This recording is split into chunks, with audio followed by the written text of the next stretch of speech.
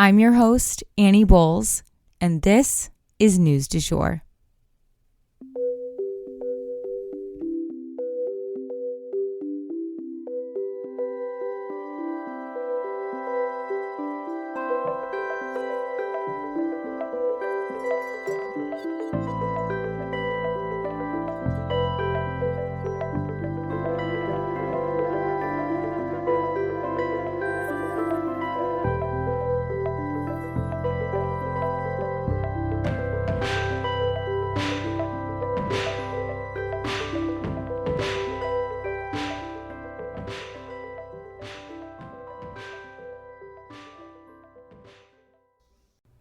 Hey, you guys, and welcome back to the News du Jour, a calmer space to consume the news.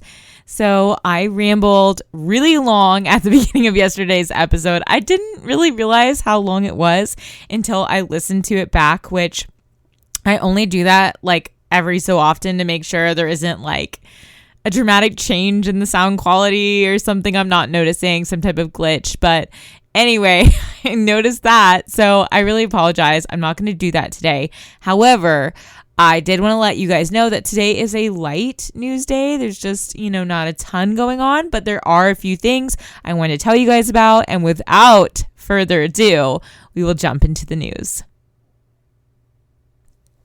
So first up, the GOP will hold their first impeachment hearings next week. So the House Oversight and Accountability Committee has announced that it plans to hold the very first hearing on the Biden impeachment inquiry September 28th, which is Thursday of next week. Republicans have said that this series of hearings will basically educate the DC press corps on all the evidence of corruption that apparently exists between Hunter Biden and his father and their overseas business transactions. They have subpoenaed Hunter Biden's bank records, so he's going to have to provide those to the court. As of now, there does not seem to be any clear connection between the president and his son's business dealings. At least no evidence can show that there is a connection. So we will certainly be watching these hearings. I, for one, am very eager to hear what type of evidence does exist, and I will definitely be reporting back here on what we find out during those hearings. Stay tuned. So then I wanted to add in a positive story. This one is also short, but there is new growth and new hope on Maui. So I wanted to share a happy story with you guys today. On Maui, there is a tree that is a type of tree called a banyan tree, and they are a symbol of life and growth and strength all over the world, actually, in many different countries. They are huge symbols, but there is a particularly big and old banyan tree at the center of Lahaina, and it was important to the local history. The tree was described as the, quote, heartbeat of Lahaina town, end quote, but it was badly burned in the fire. That said, arborists have dedicated themselves on a volunteer basis to work on the tree, and they are happy to report that there is new life springing from her branches. The new leaves blooming from the branches are a sign of recovery for this highly symbolic tree. The whole community was really rallying behind the tree and helping to water it and really embracing it as a symbol of hope for life on the island. They were babying her back to life, basically. This specific tree had been a gift from Indian missionaries, and the locals even celebrated its 150th birthday with cake and ice cream. So I had to share that. That was just such a heartwarming story, and I hope the tree continues to grow. Next up for today, Biden strikes a deal with the Saudis. So President Biden is floating the idea of a treaty with Saudi Arabia. The incentive would be for the Saudis to basically normalize relations with Israel in exchange for a treaty with the U.S. This would hold them as an ally in the same capacity as countries like Japan and South Korea. We have pledged that if those countries are attacked, we would help protect them and vice versa.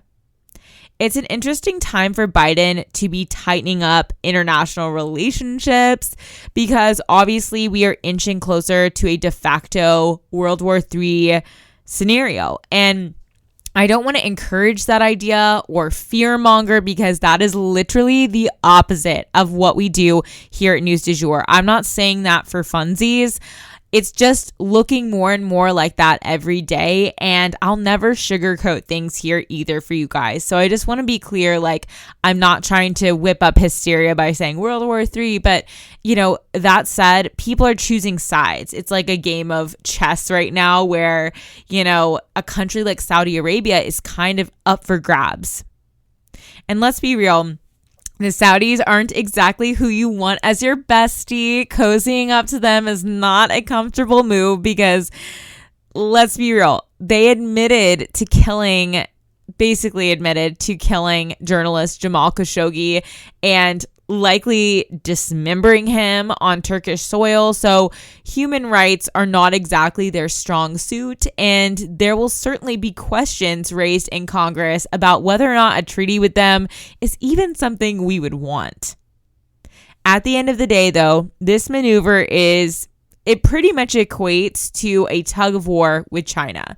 Either the Saudis will be our friend or they will be theirs. And Biden wants to win.